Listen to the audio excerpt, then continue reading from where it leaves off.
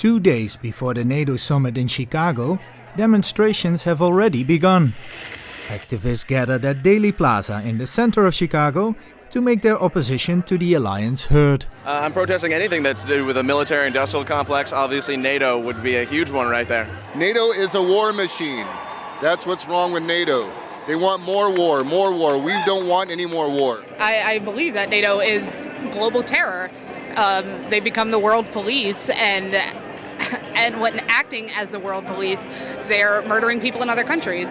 The rally in the city center drew not only anti-NATO demonstrators, but also a myriad of other protest groups like hundreds of nurses and the Occupy movement. This protest was more about economic issues that have little to do with the NATO summit this weekend. It's not just about NATO. I mean, we're here in solidarity with everything that Occupy has to do with. We're here protesting Monsanto, we're here protesting NATO, we're here to protest endless wars. We want to tax corporate America, make them at least pay 1% because they don't pay much. I'm here with Students for a Democratic Society, and we are protesting NATO's involvement in every global conflict. We're here to support the nurses union today and strongly support the Robin Hood tax.